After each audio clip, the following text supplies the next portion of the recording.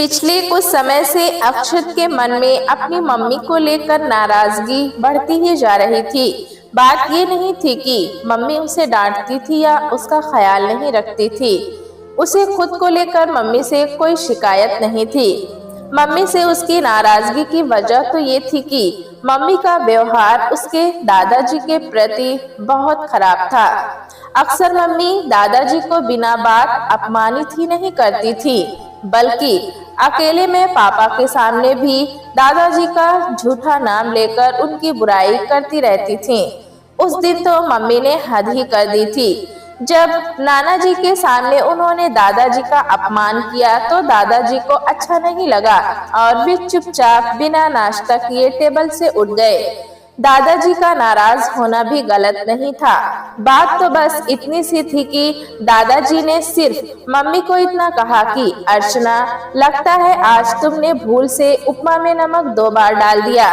दादाजी का इतना बोलना था कि मम्मी गुस्से में उबल पड़ी। बाबूजी, अब बुढ़ापे में आपका यही काम रह गया है कि आप सारे समय मेरे काम में गलतियां ढूंढे। ये तो नहीं कि जो कुछ मिला खा लिया।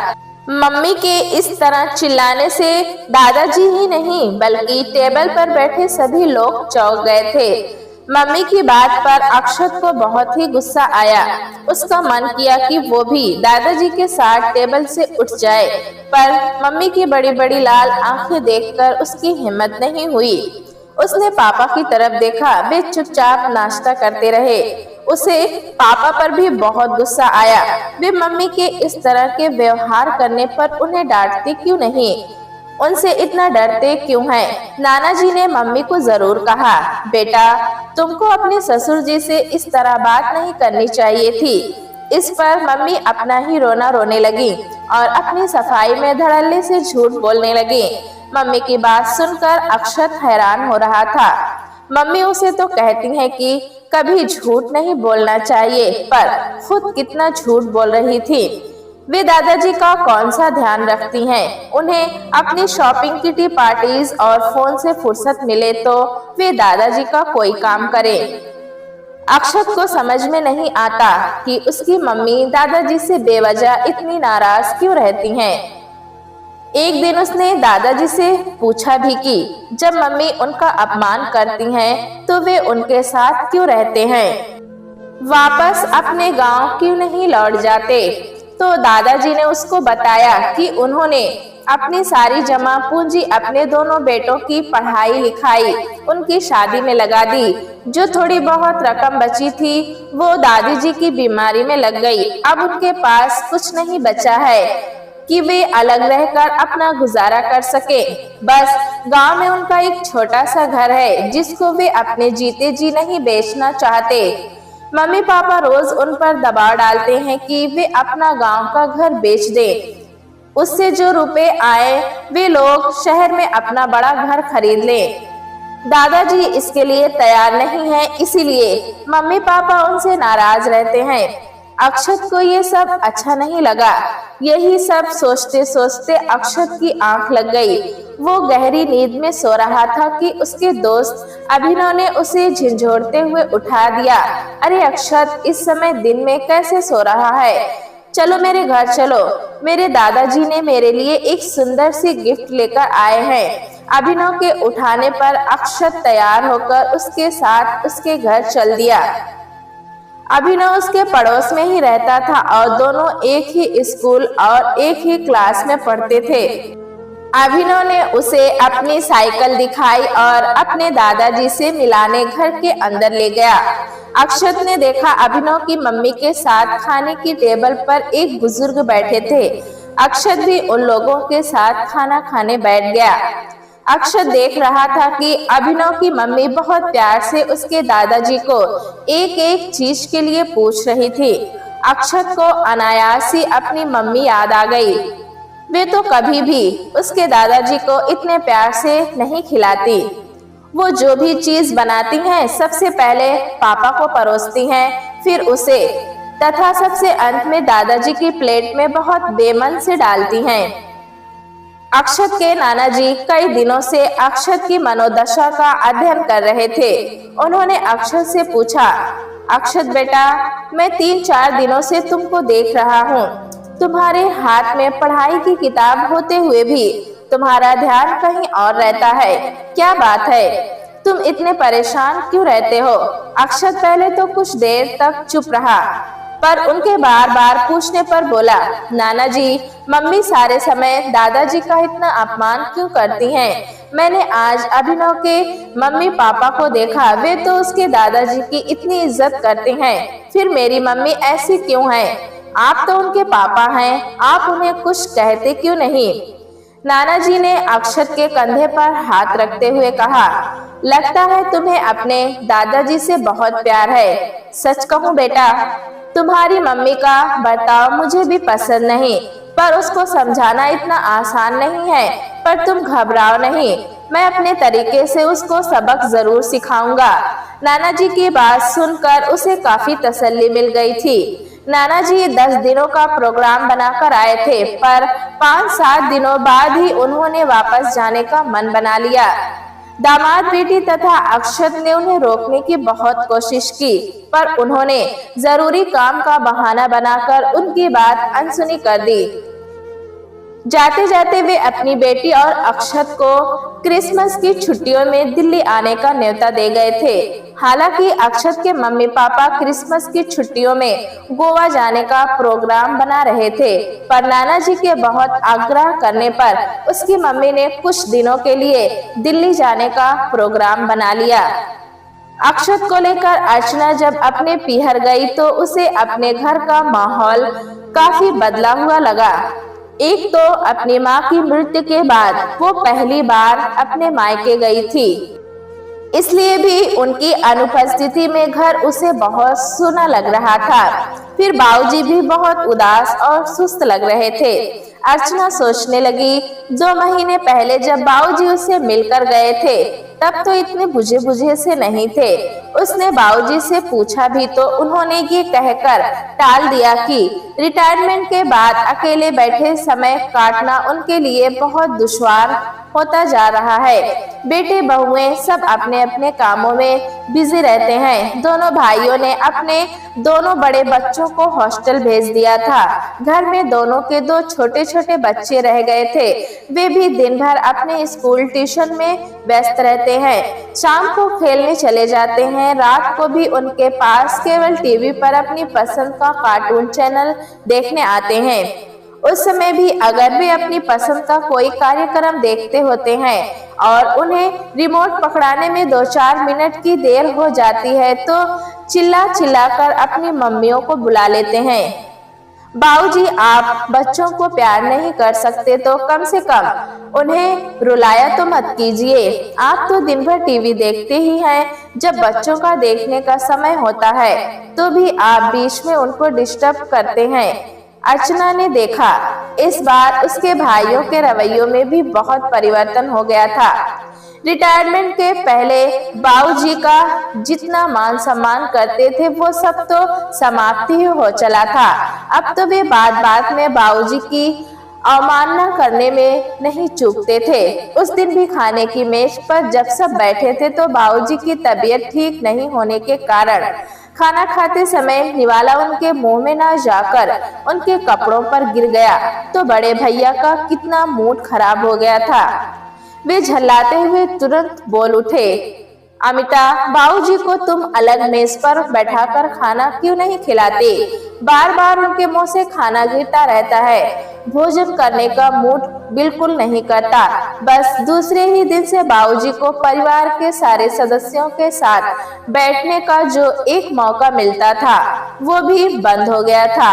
बाबूजी अपने ही कमरे में कैद होकर रह गए थे। बाबूजी पर हो रहे अन्यायों को देखते हुए भी अर्चना कुछ नहीं कर पा रही थी। उस दिन तो उन लोगों ने हद ही कर दी जब उसके जाने के 2 दिन पहले उसके दोनों भाई भाभीओं ने उसे अलग कमरे में बुलाकर बाबूजी की शिकायतों का एक लंबा चौड़ा पुलिंदा उसके सामने खोलकर रख दिया था। बड़े भैया कह रहे थे कि बाबूजी अपनी 2 लाख की एफडी को तुड़वाकर उससे प्राप्त होने वाली धनराशि उन लोगों में क्यों नहीं बांट देते। इस उम्र में भी उनकी स्वार्थपरता को वे जी भर कर कोस रहे थे। उन्होंने जब उसे बताया कि वे बाबूजी को ओल्ड पीपुल होम वृद्ध आश्रम में रखने का मन बना रहे हैं तो उनकी बात सुनते ही वो क्रोध और आवेश से तिलमिला उठी। तो नौबत यहाँ तक पहुँच गई कि अपने दो बेटों और बेटी होने के बाद भी बाबूजी को इस उम्र में वृद्धाश्रम की शरण लेने को बाध्य होना पड़ेगा। अक्षत पास ही बैठा था। जब उसने अपने मामा और मम्मी के बीच बहस होती देखी तो उनकी बातें सुन वो बहुत भोलेपन से पूछ बैठा, मम्मी ये ओल्ड पीपुल होम क्या होता है? अब क्या नाना जी वहीं रहेंगे? क्या मैं भी उनके साथ जा सकता हूँ? अर्चना ने उसे डांटते हुए कहा, जब बड़े बात करते हो तो छोटों को बीच में नहीं बोलना चाहिए। तुम जाओ बाहर जाकर खेलो। अक्षत के जाने के बाद उसने अपने भाइयों और भाभियों को संबोधित करते हुए कहा, जब से मैं यहाँ आई हूँ बाबूजी के प्रति आप लोगों के व्यवहार को देखकर बहुत दुखी और क्षुब्ध हूँ। बाबूजी के तीन बच्चों के होते हुए भी उन्हें अपने बुढ़ापे में वृद्धाश्रम की शरण लेनी पड़े। इससे अधिक शर्म की बात और क्या होगी?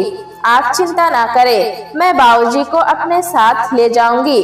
पर हाँ, एक बात जरूर कहूंगी कि वाह भैया, जिन माता पिता ने इतने कष्टों से हमें पाल पोस कर बड़ा किया, उनको अपने जीवन की संध्या बेला में क्या हम इस तरह जलील और अपमानित करें? मैं परसों जा रही हूँ। बाबूजी का टिकट हम लोगों के साथ ही बनवा देना, मैं उन्हें अपने साथ ले जाऊंगी। कहती हुई वो गुस्से से बाहर निकल गई थी। रात को खाना खाने के बाद उसने जब अकेले में इस विषय पर बाबूजी से चर्चा की तो कुछ देर गंभीर रहकर सोचने के बाद वे बोले, बेटी तुमने अभी जो कुछ भी मुझे बताया वो मेरे लिए कोई नई बात नहीं है। आज तो कमोवेश सभी जगह हम वृद्धों की ऐसी ही स्थिति है। ऐसे बिरले ही मिलेंगे जिन्हें इस अवस्था में अपने बच्चों से अपेक्षित मान सम्मान मिलता है। आज के युग में ये हमारी नियति ही बन गई है कि हम अपनी शारीरिक वेदनाओं को भोगने के साथ साथ अपनी मानसिक परेशानियों को भी मुंह भाव से झेलते हैं। कुछ देर रुकने के बाद वे फिर बोले, तुमने तो इन लोगों द्वारा मुझे वृद्धाश्रम भेजने की बात शायद ये सोचकर मुझसे छिपाई कि मुझे इस बात से गहरा सदमा लगेगा।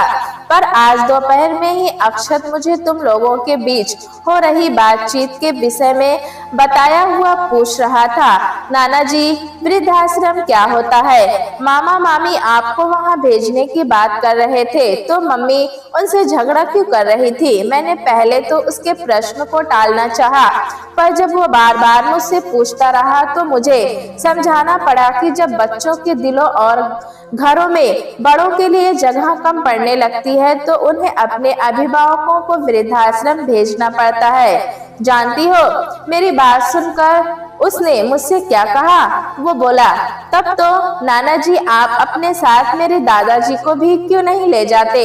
मेरी मम्मी भी सारे समय पापा से कहती रहती हैं कि जब से दादाजी आए हैं उनकी प्राइवेसी खत्म हो गई है और घर छोटा पड़ने लगा है। दादाजी का भी घर में मन नहीं लगता। आप दोनों साथ रहेंगे तो टाइम भी पास हो जाएगा। अपने बाबूजी की बात सुनकर अर्चना एकदम से झेप गई थी। उन्होंने उसकी ओर देखते हुए कहा, देखा बेटी, छोटे बच्चे कितने संवेदनशील होते हैं। वे कितनी जल्दी अपने ढंग से समस्या का समाधान ढूंढ लेते हैं। बाबूजी की बात सुनकर अर्चना कुछ क्षण मौन रहने के बाद बोली, बाबूजी, पर मैंने सोच लिया है कि आप मेरे साथ ही चलेंगे। इन लोगों के पास मैं आपको और जलील नहीं होने दूंगी। इन लोगों के पास भले ही आपके लिए जगह नहीं है, पर मेरे घर में आप आराम से रह सकते हैं। अक्षत के साथ उसका रूम शेयर कर सकते हैं। हाँ, एक बात और है कि आप इन लोगों की बातों में आकर अपनी एफडी बिल्कुल नहीं तुड़वाइएगा। ये लोग आपसे आपके बुढ़ापे का एकमात्र सुरक्षा कवच भी छीन लेना चाहते हैं। अपनी बेटी की बात सुनकर उनके चेहरे पर हल्की सी मुस्कान दौड़ गई। अर्चना के कंधे पर हाथ रखते हुए बाबूजी बोले, चलो, मुझे इतनी तसल्ली तो मिली कि इस बुढ़ापे में मेरे बेटे नहीं तो बेटी मुझे अपने साथ रखने को तैयार है। पर सोचो, उन अभिभावकों की क्या स्थिति होती होगी जिनका दुख बांटने के लिए उनकी बेटियां नहीं होती। बुरा मत मानना, पर एक बात कहूँ, आज मैं तुम्हारा पिता हूँ और तुमसे मेरा खून का रिश्ता है। इसलिए तुम्हें आज मुझसे इतनी हमदर्दी हो रही है कि तुम मेरे लिए सब कष्ट उठाने को तैयार हो। पर क्या कभी तुमने इतनी सहृदय से अपने ससुर जी के विषय में भी सोचने की कोशिश की है? मैं अभी कुछ समय पहले ही तुम्हारे यहाँ जाकर आया हूँ। सच बताना, तुम्हारा अपने ससुर जी के साथ कमोवेश वैसा ही व्यवहार नहीं है जो कि तुम्हारे भाई भाभीओं का मेरे साथ है। क्या तुमने भी कभी उनकी जरूरतों, आवश्यकताओं के प्रति उनकी जिम्मेदारियों का ख्याल किया है? मैं जितने दिन तक तुम्हारे घर रहा, मैंने मेरे और उनके प्रति तुम्हारे व्यवहार में जमीन आसमान का अंतर महसूस किया। तुम छोटी छोटी बातों में उनकी जितनी अवमानना करती हो, उसे देखकर तो मुझे खुद पर ग्लानि हो रही थी। हम लोगों ने तो तुम बच्चों को ऐसे संस्कार नहीं दिए थे। एक बात और कहूँ, तुम्हारे और विवेक के तुम्हारे बाबूजी के प्रति ऐसे आचरण को देखकर नन्हे से अक्षत के हृदय पर क्या बीतती है, क्या कभी तुम लोगों ने जानने की कोशिश की है? अक्षत ने ही मुझे बताया कि तुम लोग जिस तरह उनका अपमान करते हो उसे बहुत बुरा लगता है। वो भले ही तुमसे डर कर तुम्हारे सामने कुछ न बोले, पर तुम लोगों के प्रति उसके मन में कितनी दुर्भावनाएं पनपने लगी है, ये उसकी बातों से मैंने जाना। वो मुझसे कहता है कि वो भी बड़ा होकर तुम लोगों के साथ ऐसा ही व्यवहार करेगा। तभी तुम लोगों को पता चलेगा कि बड़ों की भावनाओं को आहत करना कितना कष्टकर होता है। वो किशोरावस्था के जिस दौर से गुजरा हुआ है, ये उसके लिए बहुत ही संवेदनशील समय है। इस समय बच्चों के मन की कच्ची मिट्टी पर जो भी लकीरें बन जाती हैं, वो कभी कभी जीवन भर नहीं मिट पाती। बाबूजी फिर कुछ देर चुप रहकर बोले, हाँ, एक बात और है, तुम मुझे तो आने वाले समय के लिए अपनी एफडी को बचा कर रखने की सलाह दे रही थी। फिर तुम लोग अपने बाबूजी से कैसी उम्मीद करते हो कि वे भी अपना एकमात्र सुरक्षा कवच, अपना मकान तुम लोगों को सौंप कर तुम्हारे मोहताज हो जाएं। बस अंत में इतना ही कहूँगा कि काश तो मेरे प्रति जितनी सहृदय और उदार हो, उसका अंश मात्र भी अपने ससुर जी के प्रति होती तो मुझे तुमसे कोई शिकायत नहीं होती। आज अक्षत की बातों ने मुझे प्रेरित किया कि मैं तुम्हें अपने कर्तव्य का बोध कराऊं। अब मेरी बात मानो या ना मानो, तुम्हारी मर्जी। बाबूजी की बातें सुनकर अर्चना का मन बहुत बोझिल हो गया। वो चुपचाप वहां से उठकर चली गई। दूसरे दिन वो अक्षत के साथ वापस अपने घर के लिए रवाना हो गई थी। भागती ट्रेन के साथ रास्ते भर उसके विचारों की उथल पुथल भी चलती रही, पर जब वो घर पहुंची तो उसका मन स्थिर हो गया था। घर पहुंचकर उसने अपने पहुंचने की सूचना बाबूजी को दे दी थी। उन लोगों के जाने के 3-4 दिन बाद जब अक्षत का अपने नाना जी के पास फोन आया तो वो बहुत खुश लग रहा था। उसने उनसे कहा, नाना जी, आपने तो मेरी मम्मी पर जादू कर दिया। सच, वे एकदम बदल गई हैं। अब वे दादाजी से बहुत अच्छे से बात करती हैं और उनका बहुत ध्यान रखती हैं। आपको विश्वास नहीं हो तो दादाजी से ही बात कर ले। कहते हुए उसने फोन अपने दादाजी को पकड़ा दिया। दादाजी फोन पर केवल इतना ही बोल पाए थे, हरदयाल जी, आपने तो मेरी बहू को मेरी बेटी बनाकर भेज दिया। किन शब्दों में आपका आभार व्यक्त करूं? कहते कहते उनकी आवाज भर्रा गई थी। हरदयाल जी की आंखें भी नम हो गई थी। अपनी योजना को सफलतापूर्वक क्रियान्वित होते देखकर उन्हें गहरा संतोष मिला था। उन्होंने तुरंत अपने बेटों और बहुओं को बुलाया और उन्हें धन्यवाद देते हुए कहा, बच्चों चलो, तुम लोगों के सहयोग से अपना ड्रामा का सुखद अंत देखकर मुझे बहुत खुशी हो रही है। तुम चारों की सहायता के बिना भला मैं अपनी बेटी को सही रास्ते पर कहाँ ला पाता। बाबूजी की बात सुनकर सभी के चेहरों पर हर्ष और संतोष की लहर दौड़ गई थी। प्यारे दोस्तों, कहानी कैसी लगी हमें कमेंट में जरूर बताएं। चैनल पे नए हैं तो एक लाइक और सब्सक्राइब करना ना भूलें।